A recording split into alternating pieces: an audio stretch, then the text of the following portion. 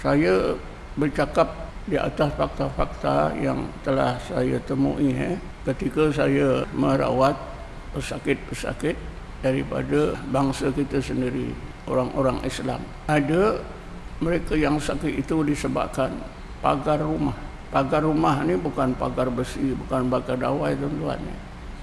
Memang satu amalan sejak zaman animism lagi. Rumah itu dipagar. Kerana pada masa itu sihir ni memang biasa bagi masyarakat kita.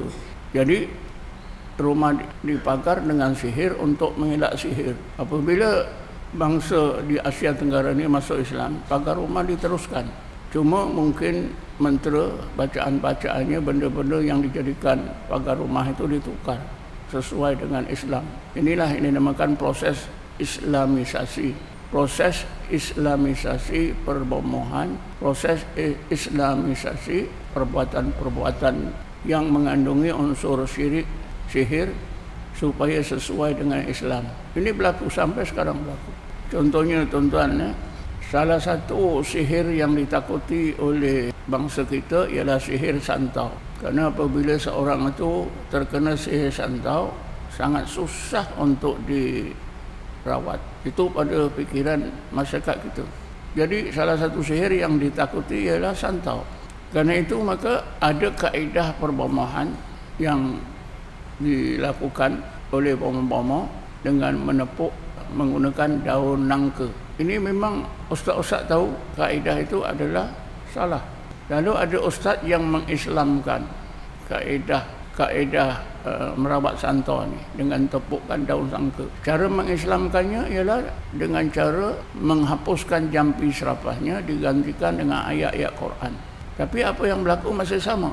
Bila pesakit yang dianggap kena santau ditepuk dengan daun nangka, maka keluarlah barang-barang tertentu seperti serbuk kaca, dawai, paku dan barang-barang lain.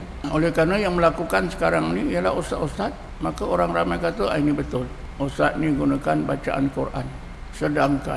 Sedangkan amalan yang salah ini mengandungi sihir dan juga unsur syirik tetap ada. Dan tak ada siapa yang berani menegur sebab yang melakukan ustaz-ustaz. Kalau ustaz lain tegur pun, dia pun ustaz, dia pun guna ayat Quran. Ini baru satu jenis rawatannya. Macam-macam jenis pagar-pagar rumah digunakan sama saja bahan-bahan. Ada yang menggunakan paku, ada menggunakan serbuk emas, ada yang menggunakan kayu tertentu. Ditanam empat penjuru dan berbagai-bagai. Ada yang menggunakan lada hitam, garam ditabur keliling rumah, ada yang ditanam tengah rumah dan macam-macam tuan-tuan. Saya temui semua. Masyarakat kita menyangka yang minta pertolongan memanglah mereka nyangka boleh. Sebab yang melakukan ustaz. Yang ustaz yang melakukan pun menyangkakan boleh. Sebab bacaannya bacaan Quran. Doa-doa biasa.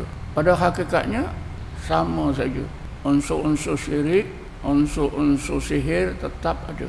Buktinya tuan-tuan, apabila dalam jangka masa lama, beberapa bulan, beberapa tahun kemudian, apa yang mereka sangka sebagai pagar rumah itu akan makan tuan rumah itu sendiri.